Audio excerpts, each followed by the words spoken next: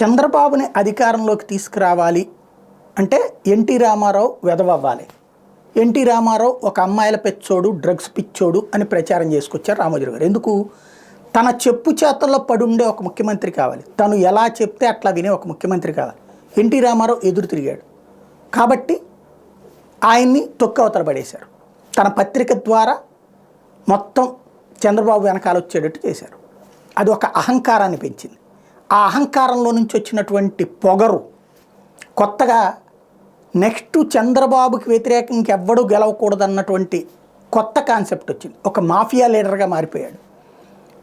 Mafia leader తరహాలో మారిపోయాడు రామోజీరావు గారు. దాని ఇంపాక్టు రాజశేఖర్ రెడ్డి అనేటువంటి వ్యక్తిని ఎదగనీయకుండా తొక్కేయడానికి రోజు ఫ్యాక్షనిస్ట్ అని ముద్ర వేస్తూనే వచ్చాడు. తన పత్రిక ద్వారా కాంగ్రెస్ని హననం చేస్తూ చంద్రబాబు అద్భుతం చేశాడని చూపించే ప్రయత్నం చేశారు. కానీ ప్రజలు ఎక్కువ కాలం అంగీకరించాల. ఈ పత్రికలో వార్తలు చూసి వాళ్ళు మోసపోలా.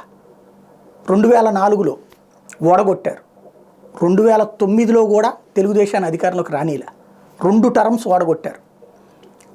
అయినా రాజశేఖర్ రెడ్డి కుటుంబాన్ని వెంటాడటం వదిలిపెట్టలేదు. ఎందుకంటే రాజశేఖర్ రెడ్డి ముఖ్యమంత్రిగా ఉన్నప్పుడు ప్రజల్లో సాధించినటువంటి పాజిటివ్నెస్ రెండోసారి గెలిపించింది అతను. ఎందుకంటే 5 ఏళ్ల పాటు విషాన్ని చిమ్మిన రాజశేఖర రెడ్డి మీద ఇద్దరూ కలిసి, ఆంధ్రజ్యోతి, ఈనాడు కలిసి రోజు విషాన్ని చిమ్మిన రాజశేఖర రెడ్డి మరోసారి గెలిచాడు. అంటే ఈ మాఫియాని జయించి గెలిచాడు. కాబట్టి అప్పటికి సీట్లు తగ్గినాయి. మా వల్ల సీట్లు తగ్గించగలిగాం కానీ ఓడగొట్టలేకపోయామంటే రాజశేఖర రెడ్డి పట్ల ప్రజల్లో ఆదరణ ఉంది. కాబట్టి ఎన్టీ రామారావు క్యారెక్టర్ అసాసినేషన్ ఎట్లా చేసామో అట్లాగే రాజశేఖర రెడ్డి క్యారెక్టర్ అసాసినేషన్ చేయాలంటే రాజశేఖర రెడ్డి కుటుంబాన్ని టార్గెట్ చేయాలి. జగన్ని దొంగని చేశాం, జగన్ని జైల్లో పెట్టించడం కోసం చెయ్యాల్సినటువంటి పనులన్నీ చేశారు. జగన్ ఏం తప్పు చేశాడు? తను వ్యాపారం చేయడం తప్పైంది. రామోజీరావు గారికి అయితే నిబంధనలకు విరుద్ధంగా మార్గదర్శి ఫైనాన్స్ పెట్టి 2,500 కోట్ల రూపాయలు జనాల దగ్గర నుంచి కలెక్ట్ చేసేయచ్చు. అది జనాలు కూడా కాదు, అది ఎవడన్నది బయట కూడా పెట్టాడు ఆయన. అదే జగన్మోహన్ రెడ్డి ఓపెన్గా తన దగ్గర పెట్టుబడులు పెట్టినోడు ఎవడో చెప్పాడు. అందరూ దేశవ్యాప్తంగా ఉన్నటువంటి సంస్థలు వచ్చి పెట్టుబడి పెట్టినాయి.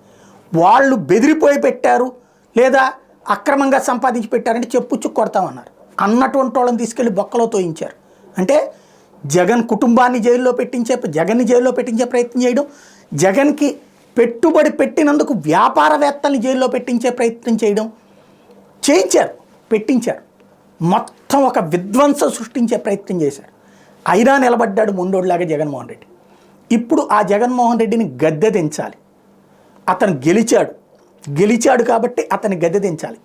ఈనాడు, ఆంధ్రజ్యోతి చిమ్మిన విషం జగన్ మీద చిమ్మి మొదటిసారి అధికారంలోకి రానియకుండా అడ్డుపడ్డారు. కానీ ప్రజలు ఆ తర్వాత అప్రమత్తమై జగన్ని గెలిపించారు. 151 సీట్లు ఇచ్చారు.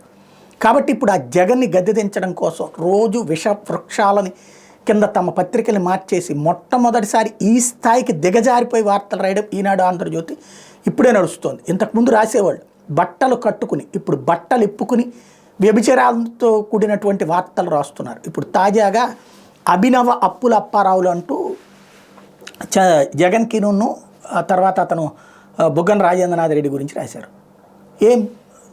అప్పులకి సంబంధించి రాసుకొచ్చేటటువంటి వాడు రోజు అప్పు మధ్య తరగతి మెదళ్ల మీద ప్రభావం చూపెట్టడం, తటస్థ ఓటర్లని డిజప్పీర్ చేయడం, తటస్థ ఓటర్లలో ఒక నెగిటివిటీ క్రియేట్ చేయటం, అదే ఇక్కడ వీళ్ళ లక్ష్యం.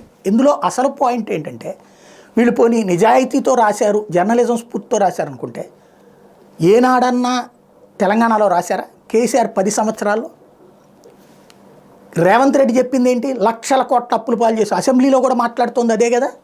మరి ఏనాడు రాశారు? అక్కడ అప్పులు అప్పారావు అని చెప్పి రాశారా ఏ రోజన్నా?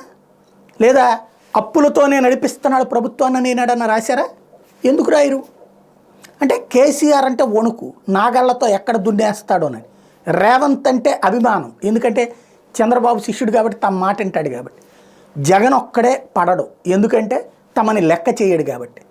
లెక్క చేసి మర్యాద ఇచ్చినా కూడా మర్యాద నిలుపుకోకుండా మా చెప్పు చేతల్లో ముఖ్యమంత్రులు ఉండాలి, మేము ఎట్టా చెప్తే అట్ట నడవాలి, పార్టీలు మా ఇష్టం వచ్చినట్టు నడవాలి, ముఖ్యమంత్రులు మా ఇష్టం వచ్చినట్టు నడవాలనేటువంటి ఒక మీడియాని అడ్డుపెట్టుకుని మాఫియా శక్తులుగా మారినటువంటి రామోజీ రాధాకృష్ణ చేస్తున్నటువంటి నాటకం మరి ప్రజాస్వామ్యం హర్షిస్తుందా లేదా చూడాలి.